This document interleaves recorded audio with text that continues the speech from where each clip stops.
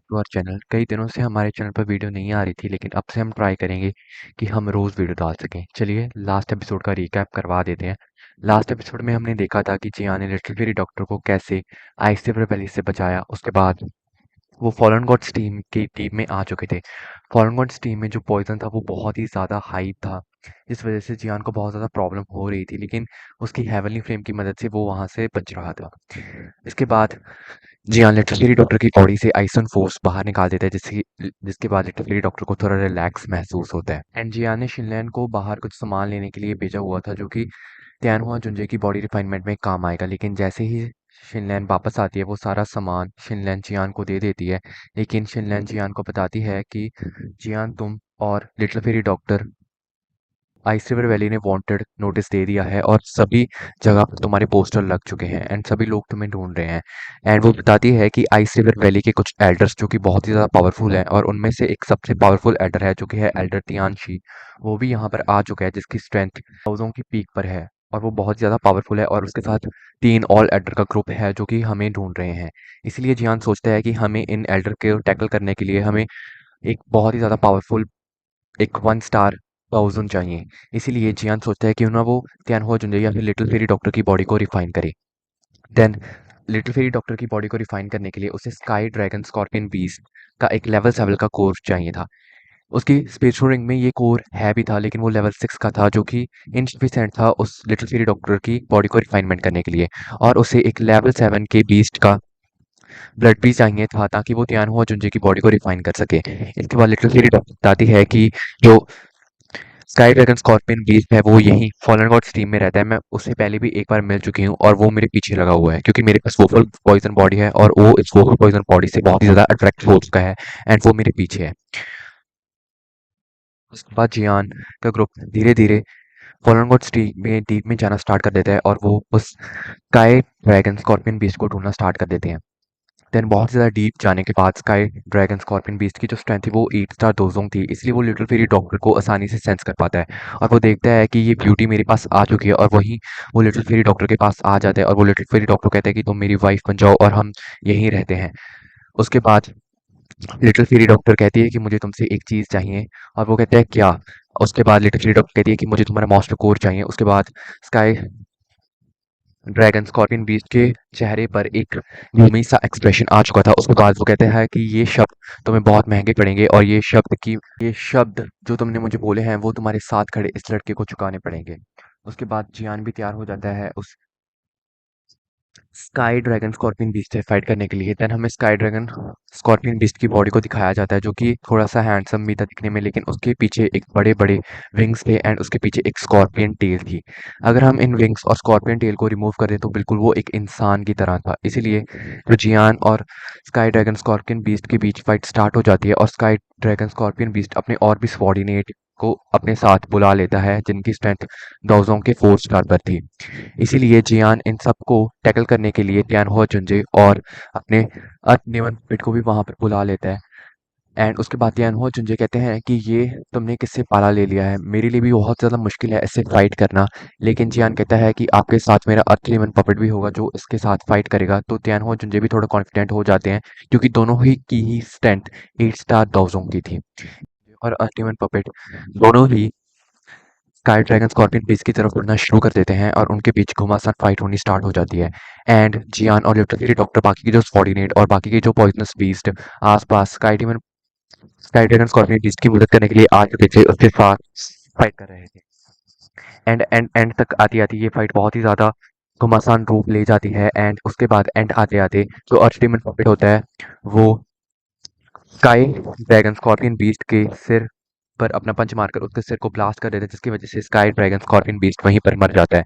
And जो उसके subordinate हो जाते हैं ये देखकर बहुत ज़्यादा डर जाते हैं, क्योंकि जो उनका लीडर है, क्योंकि स्काई ड्रैगन स्कॉर्पियन बीस्ट ही वहाँ का सबसे जो ताकतवर बीस्ट था और वही वहाँ का लीडर था, अब वही मर चुका था। इसलिए वो सभी डर कर वहाँ से भाग जाते हैं। उसके बाद जियान कहता है कि मुझे अब स्काई ड्रैगन स्कॉर्पियन बीस्ट की बॉडी से मॉन्स्टर कोर और ब्लड एसेंस निकालना होगा। उसके बाद जियान अपनी ग्लेस डॉटर्स हॉट फ्लेम को बाहर निकालता है और धीरे धीरे वो उस स्काई ड्रैगन स्कॉर्पियन बीस्ट की बॉडी को ग्रिल करना शुरू कर देता है, जिसकी वजह से ग्रिलिंग के बाद उसके बीच में से एक मॉन्स्टर कोर बाहर निकल आ जाता है, जिसे लेकर जियान बहुत ज़्यादा खुश हो जाता है क्योंकि जियान इस मॉन्स्टर कोर को बहुत ही देर से ढूंढ रहा था ताकि वो लिटिल फेरी डॉक्टर की बॉडी को ठीक कर सके।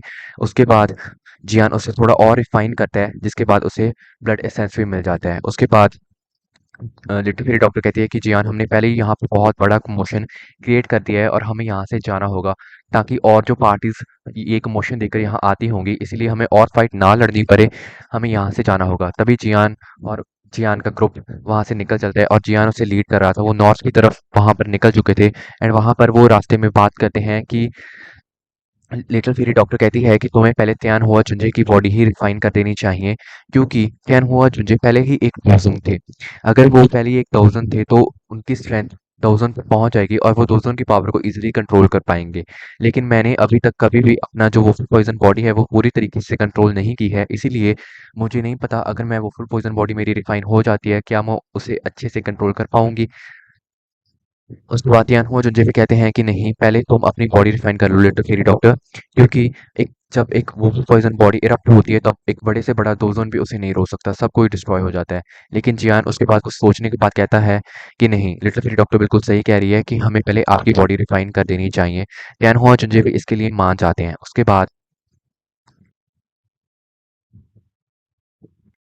बाद जो जियान होता है वो तियानहुआ जुंजे की बॉडी रिफाइनमेंट करने के लिए एक गुफा की तरफ चले जाते हैं और वो एक पिल डिफाइन करने वाला है जिसका नाम था यिंग यांग लाइफ सोल पिल, ताकि वो तियानहुआ जुंजे की बॉडी को अच्छे से रिफाइन कर सके। ये पिल बहुत ही ज़्यादा नेसेसरी थी।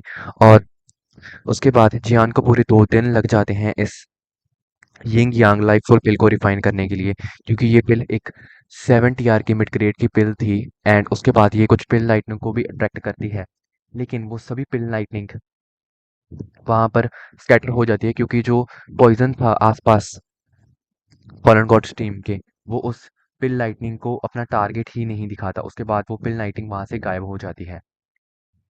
एंड तभी हमें वहाँ पर दूसरा सीन दिखाया जाता है जहाँ पर एल्डर टियान शी अपने साथियों के साथ जियान का पीछा करते करते फॉलन गॉड्स टीम के डीप में जा चुका था। उसके बाद वो वहाँ पर इलाके में पहुँच जाते हैं एंड जहाँ का जो रूलर होता है वो स्काई बीस्ट होता है।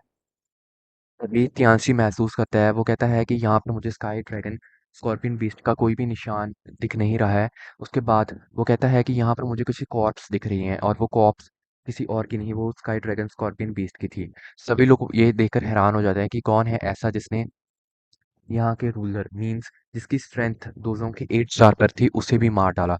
ये सब लोग बहुत ज़्यादा हैरान हो जाते हैं, लेकिन तभी वहाँ पर उसे ग्रिलिंग और फायर के निशान दिखते हैं।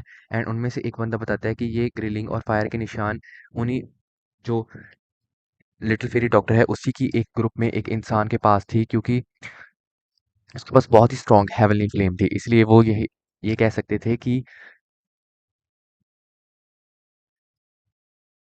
जिसने भी स्काई ड्रैगन स्कॉर्पियन बीस्ट को मारा है वो लिटिल फेरी डॉक्टर के ग्रुप में ही है। और ये सब देखकर वो बहुत ज़्यादा हैरान हो जाते हैं। उसके बाद जो तियानसी होता है वो जियान के ग्रुप में बहुत ज़्यादा इंटरेस्टेड हो जाता है। उसके बाद जो यिंग यांग पिल की रिफाइनिंग के बाद बाद जो जियान ने ये यिंग यांग पिल रिफाइन कर ली थी, उसके बाद वो उसे ध्यान से देखने लग जाता है और उसके बाद वो तियान हुआ जुंजे कहते हैं चलिए हम आपकी जो बॉडी है उसे रिफाइन करते हैं। देन उसके बाद जियान अपनी स्पेस रिंग में से एक बॉडी सर्च करनी स्टार्ट कर जाता है। भली जियान की स्पेस रिंग में बहुत ज़्यादा बॉडीज पड़ी थी, लेकिन जो बॉडी जियान को फिट आती है वो युन शैन की बॉडी थी। उसे देखकर जियान को बहुत ज़्यादा गुस्सा आ रहा था, लेकिन जियान के पास कोई चॉइस नहीं थी। ये बॉडी जियान ने अपनी मास्टर की बॉडी को रिफाइनमेंट करने के लिए रखी थी, लेकिन अब 1 स्टार स्ट्रेंथ की कोई बॉडी जियान की आंखों के नीचे नहीं आती, क्योंकि अब जियान भी बहुत ज़्यादा पावरफुल हो चुका है।